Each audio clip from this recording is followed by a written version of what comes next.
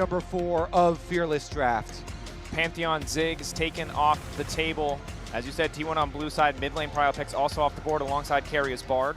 So Galio, Nocturne combinations, maybe a Camille in there as well. Some of these T1 champions that you have seen them use create dive comps. That could be a tool that they use very aggressively. Okay, they're going to start out with bot lane. And now we have, for the second game in a row, despite the struggles on Yunara in the previous game, T1 doubling down, tripling down on Gumayusi, being the center of their early draft strategy.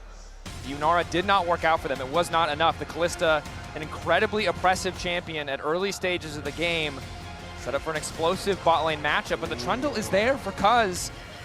Huge. I'm known Trundle blind. I don't want to say hater because that's too much, but I don't love it. We'll see though. Cuzz thus far has earned the confidence in this tournament and is really good into Kalista, being able to slow her down and make sure that she doesn't get the space that she so desperately needs in fights. This is also, again, there's a layer to this, right? There is the fact that deokdam had a great Kalista game against Gen G, but he might now be picking up the Caitlyn here to try and fight for that bot lane prio. And this is a very powerful siege combination. Trundle pillars with Caitlyn pushing early, assuming that Peter is actually going to play a bully support. Sometimes they have actually, for KT, they did like Caitlyn Braum. They didn't necessarily fully index into a Caitlyn Lux or Morgana or Karma type lane. And so they definitely have some options still open to them. But I do really like siege comps and an extra range there with Trundle because you can make use of that pillar. But here is the Nocturne that we were talking about earlier, does get locked in for T1. And I really do think those combination comps are going to come through for them with the heavy dive. You get Keria's Renata here, he's going to have a big one. And for lane, that feels good. But Renata, blind can get punished. Obviously, the 2v2 is absolutely devastating. And that's why T1, I think, have really struggled in this series. It feels like KT's early game has been better. Almost all of the times is BDD going to be blinding Cassio or playing Cassio into what is already such a short-range composition. Is going to be feeling impeccable. And it was this pick that got KT over the line against Gen G. It was, and now against an immobile support like the Renata, luckily has the Kalista to bail her out, but the pillar is a massive threat to any immobile champion, something that has to be respected. With the Caitlyn, with the Cassio, getting grounded by that miasma, having a pillar placed behind you means there is no chance for escape, but T1 bringing out a lot of comfort, bringing out a lot of power here in the first phase. And you can protection ban the Galio because you third pick this Cassio on red side. There you go, and you can whittle down on even the few options that Faker does have left. Those combinations that we're talking about for the Camille, Galio, Nocturne just will not be there. I like the Ornn though, as far as the ban, because you know that KT have very strong scaling and are building towards that big team fight. And it feels kind of awkward, because normally what you'd want to do into Cassio is outrange her, right? Go for something like the Hwei, which we've seen a decent amount of. And I think it's okay, but it doesn't really synergize that well with the Nocturne, right? You'd rather play something that can actually dive deep, that can go in aggressively, but trying to play any dive into Cassio, into Trundle, into Caitlyn just doesn't feel great. And there you go. KT, they say, we're not even going to take that gamble. We don't care about the comp mismatch. We want to protect BDD with 2 bans towards Faker. 4 in total here, setting BDD up for success. And we knew in a world of Fearless, depth of champion pool was going to be incredibly important. Cuzz getting that wind on Mundo. Oner not able to find that wind on his Viego. Now we're seeing 2 more conventional meta picks get taken off the board. KT feels so set up for success here. Faker's champion pool so heavily diminished. I gotta say, I like what I'm seeing from Score. He is a legacy player for KT. The organization really has relied on him over years and years as player, as coach, and he's setting them up again. Oh my goodness, is it gonna be the crank? The Blitz, I don't like the Nautilus matchup into Renata. Feels nigh unplayable, but Blitz is a different story altogether, Peter. Tahm Kench. Okay, an answer into the power that this Nocturne can bring. Denies a lot of the dive. Yeah, exactly. He knows that they're going to round out the rest of this comp with more dive, so preemptively grabbing the Tahm Kench. First Kench that we've seen this tournament as well, and it's PerfecT that is going to get the counter pick. What is Doran going to go towards? That is a Doran classic certified. Was Banger. one of the pivotal points as I was thinking about this. Anivia locked in.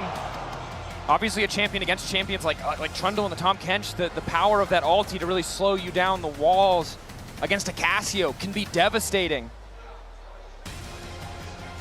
Who's it going to be for Doran? Ornn is on, Yorick gone. Often we see these blind picked. And gentlemen, it feels a bit scattered from T1. Yeah, it's still got to be the Gragas. They round it out. Okay, it is a bit versatile. Honestly, though, I'm favoring the KT side at the moment, and they get counter. Okay, let's all take a breath. No, we're not going to get baited by offers. No room for breathing. No. Mordekaiser. What is he going to lock in here? Perfect. What's the R5? It is interesting because Mordekaiser is a champion that can still split push even when faced with Nocturne comps. True. So I do like it even when T1 have ways to attack side lanes. With Nocturne and other people joining, it is something that can still always have threat there due to the Mordekaiser ultimate. I will also just say, in terms of ease of execution, there's almost no reliable hard CC on the entirety of this KT lineup. They're really going to need to have full map control, be better on the setup, because on the opposite side, you have these walls that can catch people out that matches the one piece of CC that feels like could do something for KT, which is the pillar. You've got the stuns, you've got the Renata, the Gragas to potentially set up these plays. Huge, I think, burden on Doran to be the guy who can make this happen.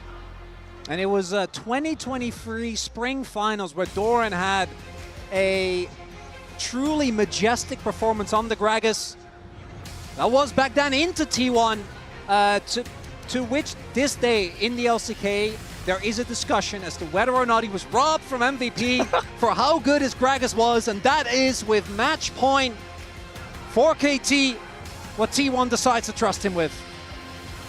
KT on the cusp of winning their first trophy in their first finals after their first semi-finals. An unprecedented run, but they are going up against T1, the greatest to ever do it. A team hungry to find redemption for Faker. 2015, 2016, denied in 2017. This roster wants to be the first to make the three-peat happen. The ever-elusive three-peat. And as you say it, Keria flashes the Faker emotes. See if they can actually do it this time. T1, of course, they have to approach this as one game at a time. Every single game must win for them to extend the series. Every play critical, including the level ones. Faker trying to move away. Good damage going down on Oner, forcing that early flash out. You have to be terrified now because Cuzz is going to start to take over in the jungle.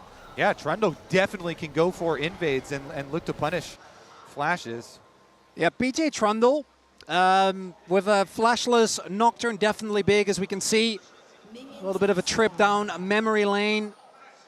It's T1, as we keep saying, in case maybe you just tune in. Maybe you're like, what's all the ruckus about? Have had so many ups and downs, and in this modern era, it's been the four-man core of Oner, Faker, Guma, and Keria. We've had Kana originally in 2021. We've had Ziggs in 22, 23, and 24. And now Doran, as they find their backs against the wall.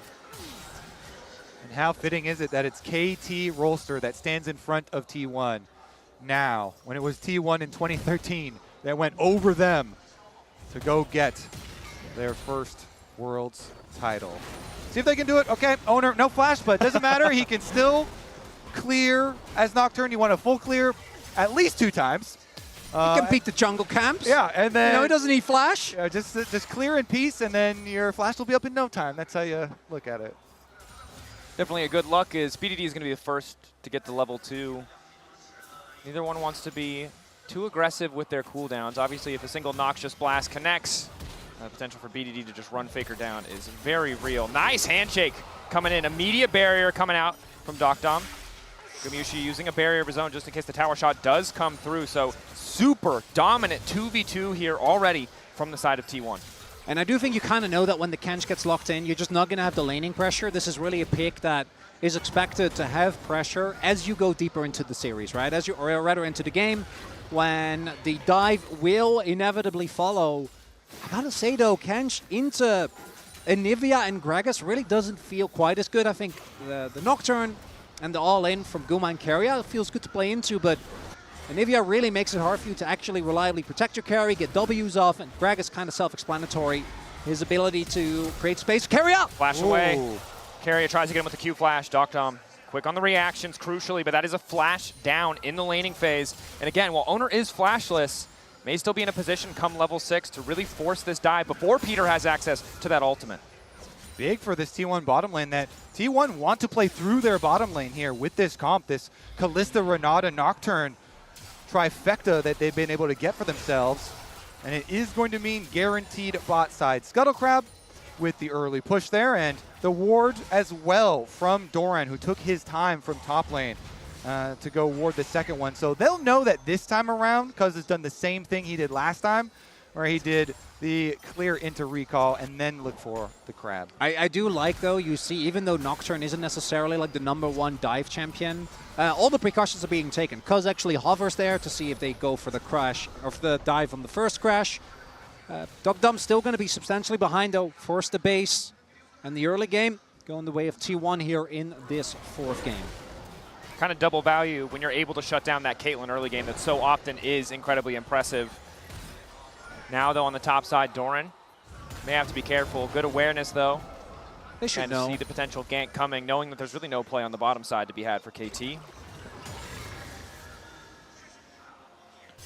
Early stages of Mordekaiser versus Gragas, not too big. Plenty of sustain on the Gragas, no problem. So just a farm fest up there, as both junglers will go into their second re-clears. It's going to be a little bit quicker, of course, for Oner, because of Cuzz's little altered path where he goes for the quick recall there. And we'll see once again when the Nocturne does end up towards the bottom side of the map. Currently, though, Keria and Guma at least hovering into the fog of war, then going for pretty deep recalls. Are seeing Faker taking not the best of trades, but not really botted. Has his egg still available. We'll see if Cuzz can make something happen. Might look here. Has his Raptors just now done. Making his way over. Even getting a summoner or getting the egg would be big. Faker grounded. Cuzz on the way in. Good wall to force the disengage. But BDD full committing even though he has no mana. They do manage to get the passive out of Faker. Cuzz full committing. Peter on the way. The tongue lash there. They want to get the kill to BDD, but it'll go to Cuzz in the end. And what could be the deciding game, KT, they send all resources again towards mid lane to BDD to make it happen. But it's Cuzz that gets the kill again. Now we saw how that benefited them. As T1 wanting to look for the punish here. Keria and Guma are powerful. They move in with the heal. A pillar to immediately block them out. The 50-50 goes to Oner. Flash away from the handshake as Peter barely able to make it out alive. Good recovery from T1. And he flashes for that. He's like, no, trust me. I got this. Takes the wheel and finds the 50-50 steal. Sometimes you need inspiration. When your team are backs against the walls and you just lost out first blood mid, you have to come up with some really big plays. And throwing it there, throwing the flash for the flip, getting it for Oner. T1 get the objective, and now they've set up deokdam in the mid lane, but Peter a little bit late. You can see how, while BDD was comfortable in that 1v1, it's so difficult for deokdam. If a wall had appeared just a little bit more behind him, he very likely would have died like the one we're seeing here. Luckily, Peter is there to cover. Knockup will not connect. Nice initial stun from Faker. Procs the phase rush, will back away. Doesn't have any damage under his belt yet, or that could have been a lot more concerning for the side of KT. That's nice. You know, you get a little indicator for where you need to throw your stun. As Cuzz will be able to maintain this lead thanks to the kill that he got. Oner about to hit 6, though. And that is going to be, when he comes online, is perfect. Perfect. Flash away. Doesn't want to risk going into the Death Realm just to come out a few seconds later on the wrong side of a wall from Faker. And I do really love when people play goofy skins in very high stakes matchups. The Gragas burp, a classic. All right, so much tension though, so much riding on this game as we get the swaps back out, and KT opting to send Caitlyn up to the top side of the map, whereas Guma and Keria have full priority here, trying to push in on BDD's Cassio.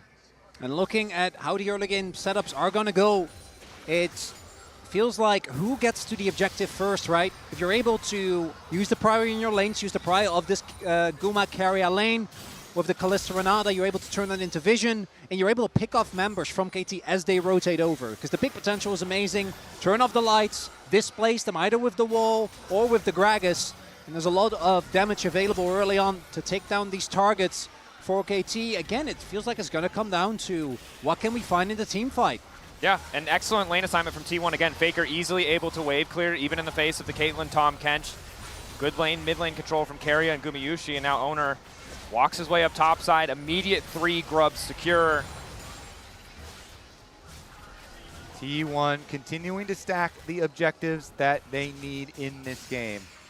Using Guma and Keria, their priority nicely. They rotate over from mid lane to the grubs, up to top lane, and want to keep that pressure on. Hey, they got the first dragon as well. You know, the way in which they did it was high risk, but ended up working out. All planned. Oh, I mean, Oner knew, you know, otherwise you're a Nocturne that uses his flash for no reason, but he trusted his smite button. And they know that they are going to need to continue to stack those objectives. So we'll see if the emphasis on the earlier Dragon Soul for them does come to fruition. Kalista, of course, looking to be a snowball. Ooh, and I do love that it's deokdam playing that Caitlyn skin from DRX. The last time that T1 lost in the finals, it was against that team as Faker. Should be fine here, but his prio is continuously maintained, and look at the top side. T1 keeping these waves shoved in, and plates will be their rewards. And this feels like the first game where T1 are able to build such a clear advantage in the early stages. Yes, BDD has a small gold lead, but Gumayusi, essentially, no one can stop this man from pushing in, from building a greater advantage. And you already talked about Drake stacking, right? Kalista, a champion who very effortlessly can contest the big smites of the game. And when Oner and Guma are working together, it feels pretty impossible for KT to stop an objective that T1 have started. Guma, on a lot of champions, is pretty good at contesting dragons as well. Has been known for that, yeah. Yeah, he has stolen, even at this tournament, multiple dragons on different AD carry champions. This time around, though, we continue the farm fest, my friends. Nice. Love it. You know, it's bringing game the 4. LCK to the world It wouldn't be your final cast finals. if we didn't get a little, the appropriate pace for an Obviously, LCK matchup. the main issue is that normally we go completely off topic. Sure. We're not going to do that here. No. Professionalism. Yeah, obviously. There's a hex plate now done here for Oner.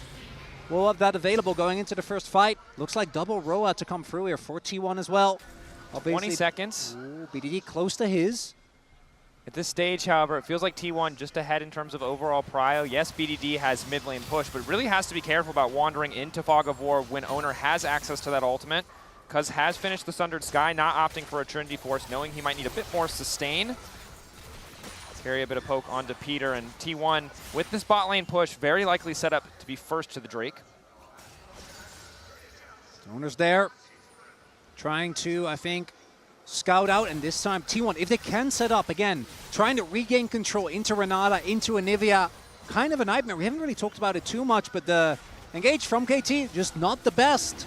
It's really looking like a full commit or bust. Cuzz ready for the 50-50. Faker off to the side. Decent damage onto BDD. Oner going all in. Flashback coming out from Cuzz. Wall there as well as BDD just barely able to skirt around the edge. But the objective set up now for the side of T1. Double TPs. KT want to claim it for a bit more. Ulti coming out from the side of Keria. Drake down. The backline of KT berserk as they look if they can turn it back. But again, they don't have the tools to keep the fight going unless Peter wants to flash Tongue Lash. But that's all their CC. PerfecT fighting off to the side, dragging Faker into the death realm. In the meantime, BDD starting to walk forward. Doran potentially cut out. The 4-man! BDD showing he can be clutch in the moments that count. Turning it again. KT were losing the fight as they lost the objective. Gumayusi will not be able to make the bailout work. The Drake to T1. The fight to KT. Oh, Doran's going to want that one back. The big whiff on the Gragas engage there. Peter knock up a bit too far. The thick skin, yeah, it's not going to save you. Caught up in the hype, caught up in the moment. Faker going to get one back. Yeah, getting a little bit ahead of themselves there. The roller coaster, sometimes a bit of a bumpy ride. But as we highlighted, it's BDD that takes this fight into his own hands. You see KT, they at first very respectful of the amount of disengage available on T1. And it's not until this pillar comes through that they're really ready to commit. Yeah, and they try and pincer them against, then Doran goes for the big play, but he's left in the middle, and BDD hits the ultimate, peeling all the rest of the DPS, getting those stuns. and T1 get chased out. And PerfecT, while that was happening, took out one of the big DPS sources for T1. Even though he doesn't actually take out Faker, we can see there, the BDD topping those damage charts on Faker. He was just hitting a Mordekaiser. Nothing you could do. Guma, BDD, the points of pressure that we look at for both teams. Gumayusi does go down in the end, giving a lot of that gold back to deokdam, crucially for this KT lineup. And BDD now with the Roa fully stacked, even as Faker struggles to complete his, is in an excellent position in the fights to come. Again, 1 minute and 30 seconds now until that Herald is available. Top side still close, mid lane still very much dominated by Guma. T1 would really like to have that prio advantage ahead of this next objective. Yeah, they made the call. Just try and go for deokdam. You know, Doran getting in there for the knockback, but they didn't have the damage to follow it back up. And so the extra kills here for KT, but T1 preemptively got the dragon. So that plan of stacking the Drakes is still there. Ooh, and this is a game where I think Ocean's are actually going to get a ton of value. It makes your side laning so oppressive. There are a ton of champions on either side that have a good amount of sustain. Going to become even more annoying when you become basically an immovable object in that side. And a lot of champions that, even with the Roas, even with the Seraphs, are going to chew through a ton of mana. As right now, KT feeling like, despite everything that's happened, game basically that even, right? If anything, it's in favor of T1, given that we've seen the Grubs go their way, given that they're currently up a whole whopping 2 plants as well. And remember the context of all of KT's kills. It is a lot of flashes, it is a lot of full committals with very long cooldown sums and abilities. T1 still have a much easier time setting up fights, setting up picks, and because they've secured those 2 Drakes, they will inevitably be allowed to force at least one fight on their own terms, even now as we see both teams setting up for the Herald. And I think that will be necessary for T1 because KT, they have used this Caitlyn so effectively from the very beginning of the tournament, and they've constantly looked towards the late game with this champion for deokdam and the siege power, the extra range. KT right now, speaking of siege, with the 4-1, but T1 are able to take control of it. They've got control and access to the Rift Herald as well, so they can continue to stack these neutral objectives. And that's the way that they're going to apply this pressure to KT and not allow them a lot of extra time in the game. Early objective stacking going the way of T1 convincingly and fully.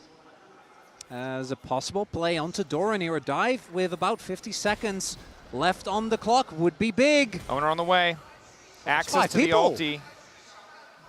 TP available.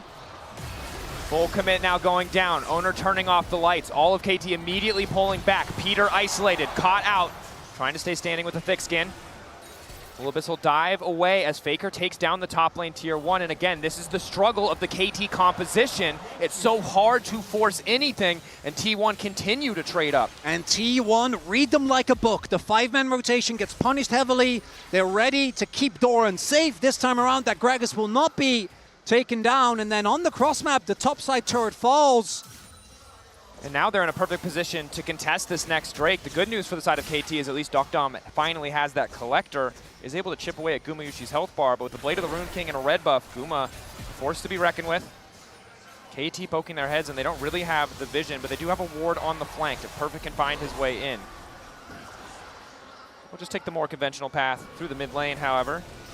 And look at the flank from Doran here, trying to hide there on the Ocean Rift, looking for a big displacement.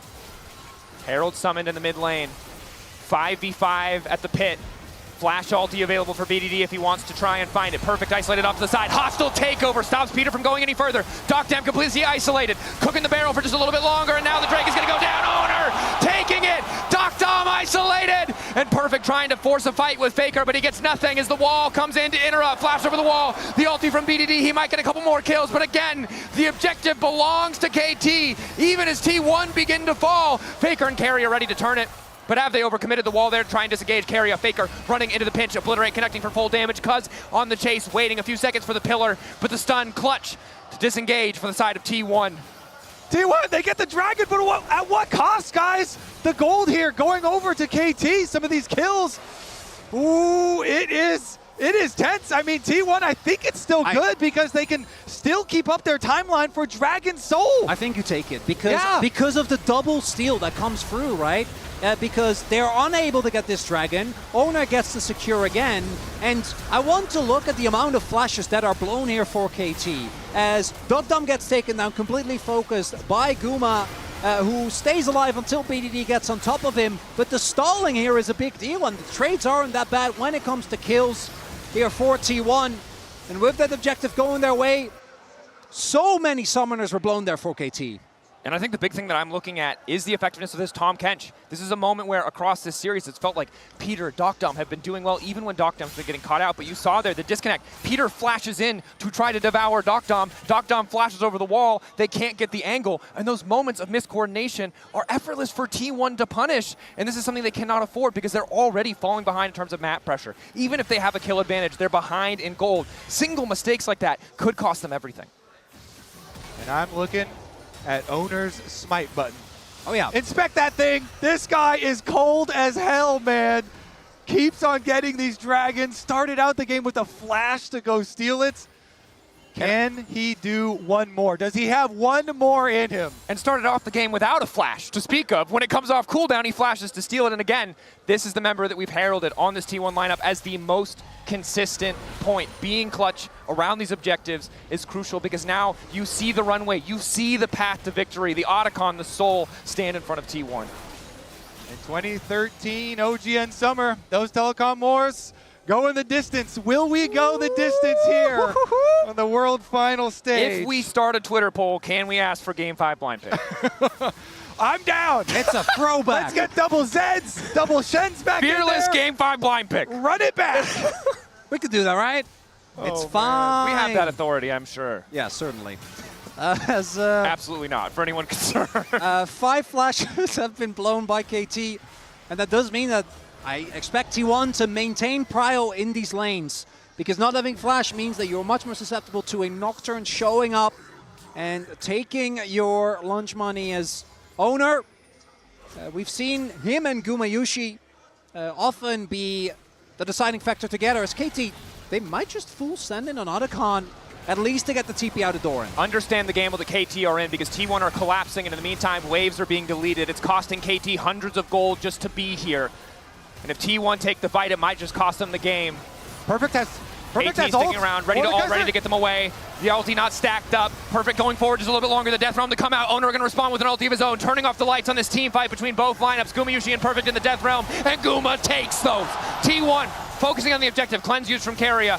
Heal on the way. Faker finding a bit more damage. BDD isolated. Hostile takeover going to connect onto BDD. It won't have much effect as Cuzz tries to chase Faker out. But deokdam, he might take Keria. But it's T1 taking the Otacon. Guma securing the objective. And there it is. The second smite for T1 strikes again as Otacon goes their way. Oh man, that was a tense one. You can tell the call from KT, I think at the beginning, is have Mordekaiser just run at Oner and try and ult Oner.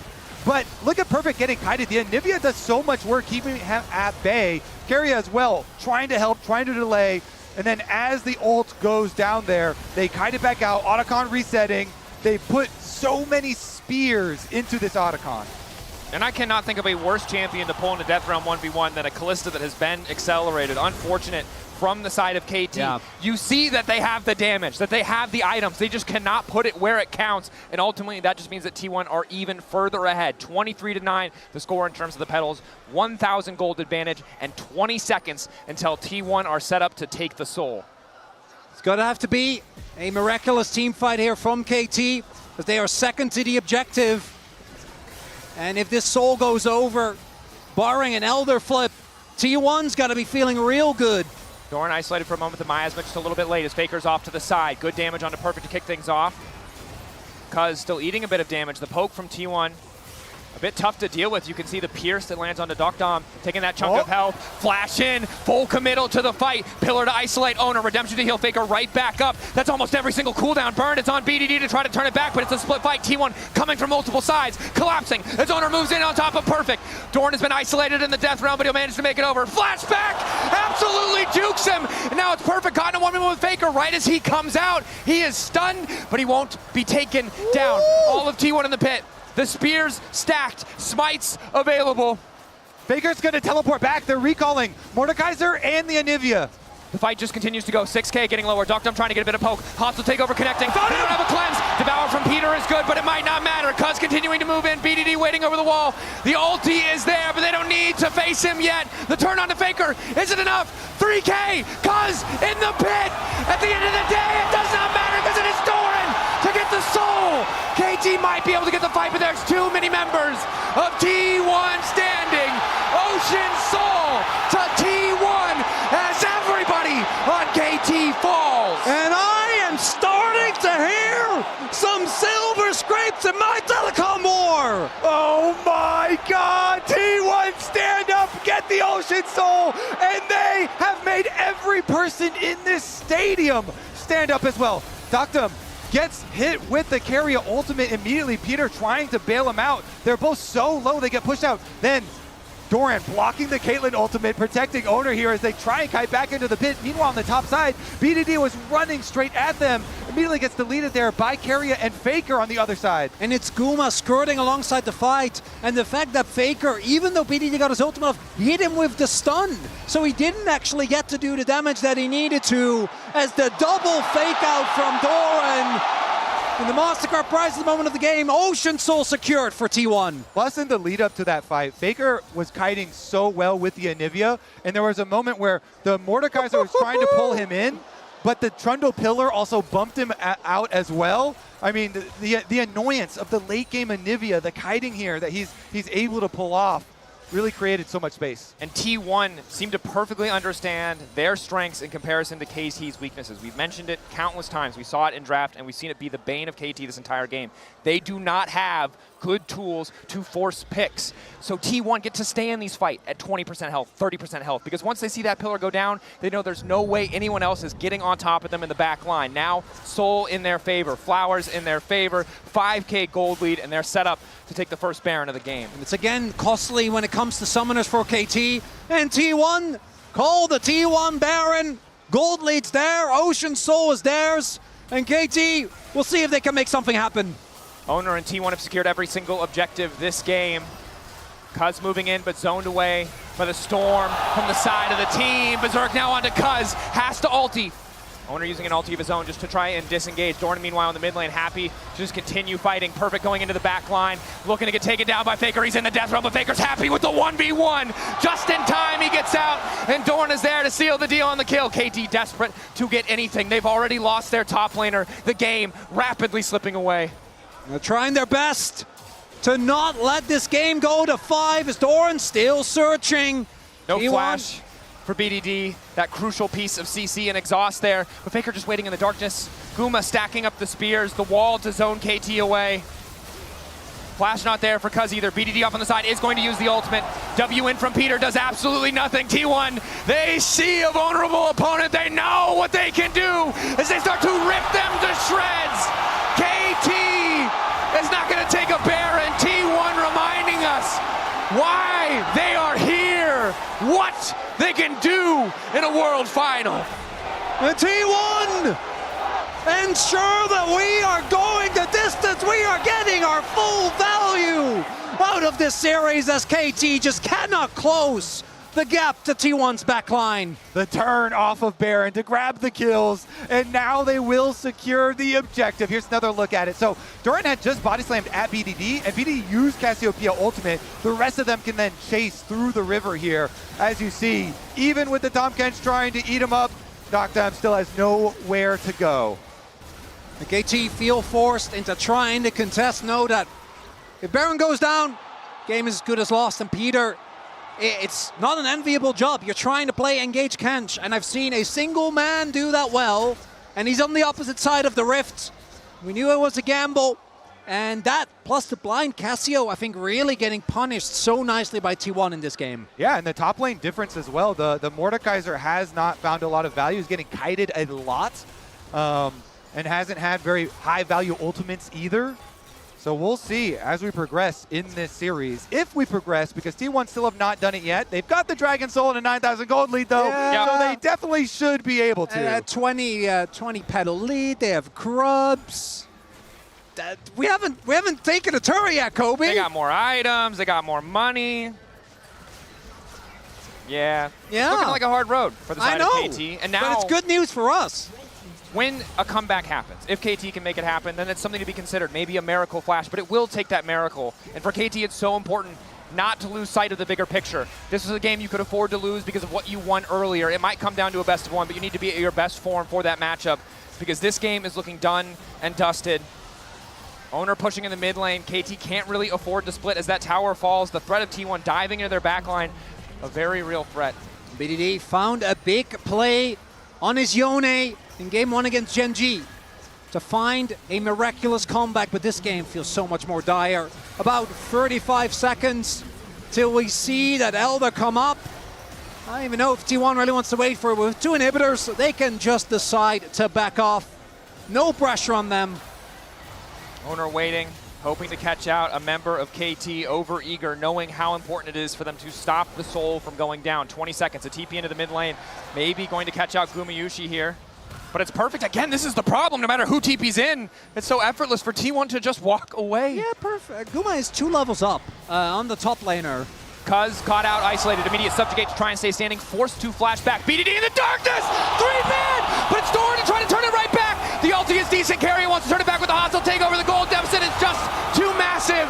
Even a miracle, even an incredible angle was not enough in the face of this T1 lineup. The triple, the quadra, T1 bringing us to silver scrapes. Guma lives the engage, and T1's hopes live in the grand finals. And the telecom war has never been this insane. World's Finals, Game 5.